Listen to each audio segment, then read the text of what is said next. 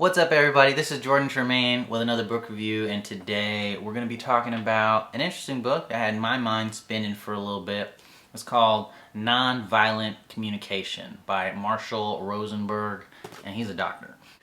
Before this starts, if you like these, you should subscribe, you should click like, you should write comments. It's going to be great. We're going to get on to the book review, so let's do it.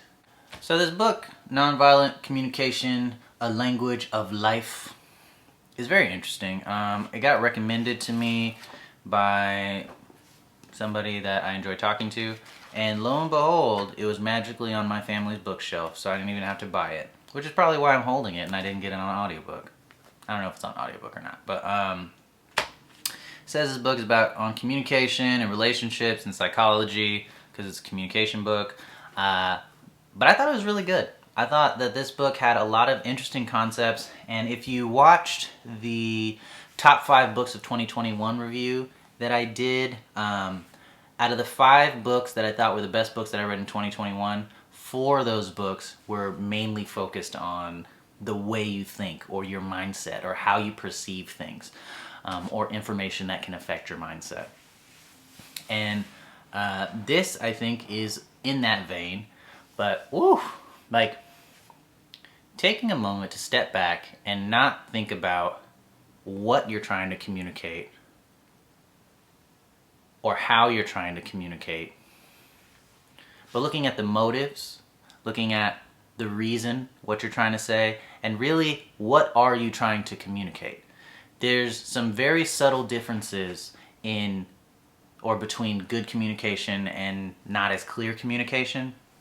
And this book, I think, does a good job of looking at some of those things. I will admit, some of this book seemed a little overly anecdotal to me, or more a little bit of sipping the Kool-Aid to me, a little bit of this book. But I think, when you're talking about psychology, we're talking about communications, like soft sciences, or things you can't really prove, I think all of it is, at least it comes with a cup of Kool-Aid, so that's kind of to be expected. So I wouldn't say this is like this Bible book that you should believe everything and it's the truth and oh my gosh, this is so great. Because it does imply that, if you just use this method, then everything will work out and you just get better at it over time. And that's not always true, because not everybody wants to listen to you. Some people are just, you can't communicate with them. But I think this book does a lot to provide us, the people who want to communicate, tools and resources, not to say, oh, let me blame it on that person. Oh, that person's just mad. Oh, that person's just this. And say, I want to communicate with you. How can I communicate best with you? And this goes into this whole process of, maybe the reason that you can't communicate to me, this is an example, something from the book. Maybe the reason I can't communicate to you is because you can't hear me. And maybe it's not like your ears are bad, but you have a belief system, or you have experiences, or you have emotions that don't allow you to hear clearly what I'm saying. So maybe I have to deal with those first. Maybe I have to listen to you. Maybe I have to understand you and where you're coming from. And that helps me know really what's going on in your head, or in your feelings and your emotions, and how I can communicate with you, because now I'm empathizing with you. I'm getting a feel from where you're coming from. And this doesn't mean that I agree with everything the other person does, or that I think any of it's good. It's that a lot of people have a bunch of trouble just dealing with themselves, thinking in their own head and working out their own lives. And for you to come in and try to communicate something to somebody, that could be overwhelming to them. It could push buttons, it could trigger them, it could do all these things. And they may not be on the same communication level as you. Their skills are probably different, their culture is probably different, their background, their experiences, their beliefs are probably different.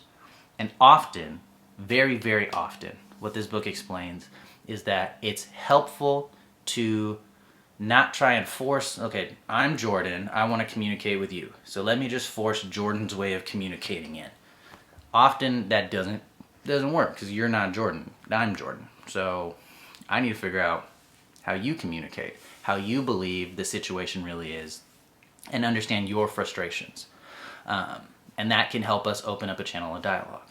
And then further, this I think was the part that was whoa, super crazy, is that People often are not adept in the skill of communicating to the point where they can't understand themselves, what's going on inside themselves. They can't communicate with themselves just like they can't communicate with you.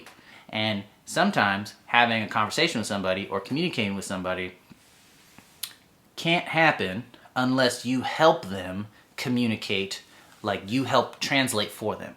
Because maybe like I speak English and you speak French, and it doesn't work because we're not speaking the same language, so we need a translator.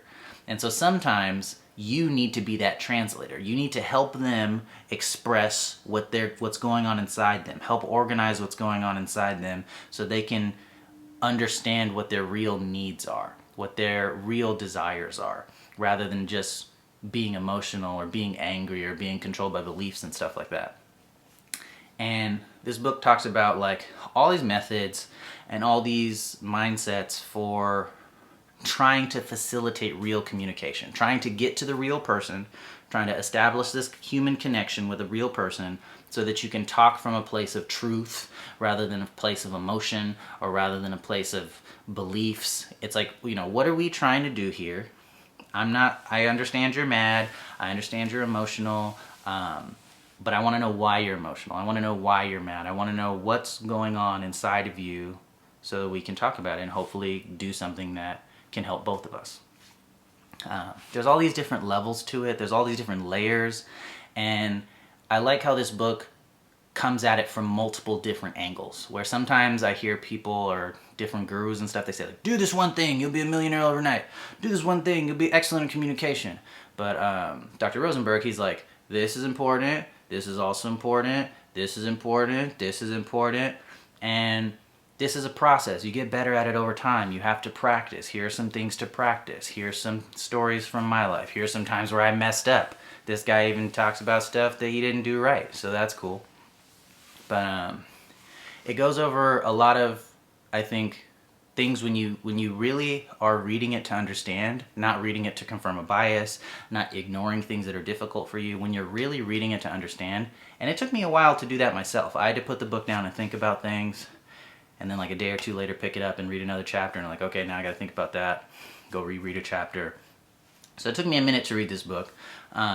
When you really do read to understand, I think it shows a lot of the subtleties inside of communication, or the subtleties that make communication difficult for people who can't see the subtle changes, and why maybe using this type of phrasing is different than using that type of phrasing.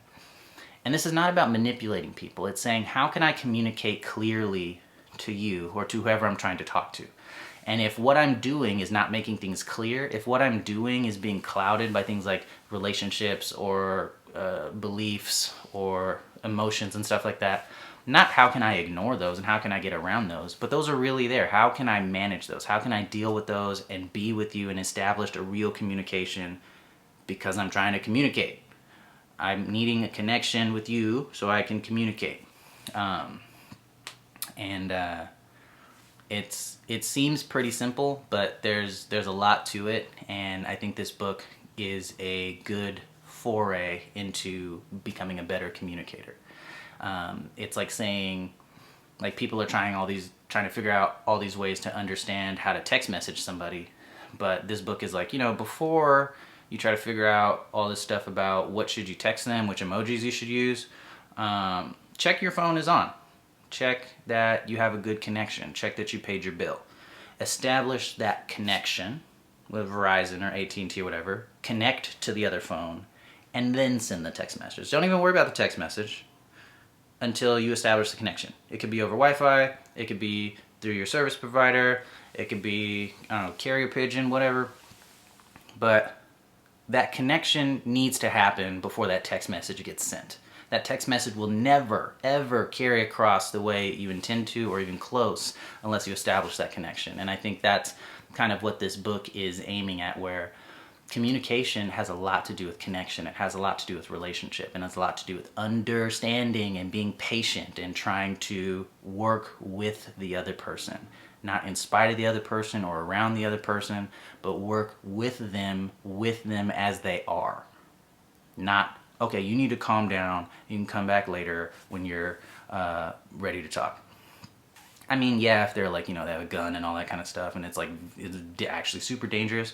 But like saying like, I understand that you're angry, and why are you angry, and then trying to add that in, and realize that reality is more complicated than a lot of us would like it to be. So the book is Nonviolent Communication.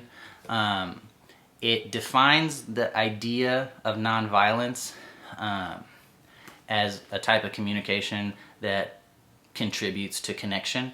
So it kind of reframes that in the beginning. Nonviolent communication is not necessarily like, I'm gonna kill you versus hello, because that I'm gonna kill you is definitely violent. But giving someone the cold shoulder is violent because it does not contribute to communication. It breaks communication.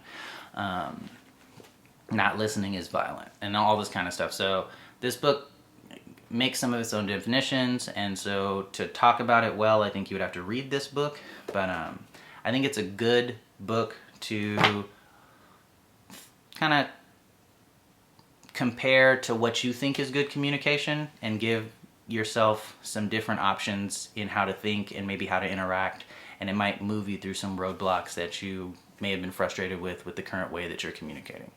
So the book is Nonviolent Communication by Dr. What's his first name? Marshall B. Rosenburg. And I would recommend this book. I would recommend you read it with someone else and you talk to them about it, like chapter by chapter. It has like a story at the end of each chapter and like a little set of questions to see if you understood what he was talking about. And some of them are tricky. And you're like, I thought I read this chapter. But then you like read the question and it has an answer next to it.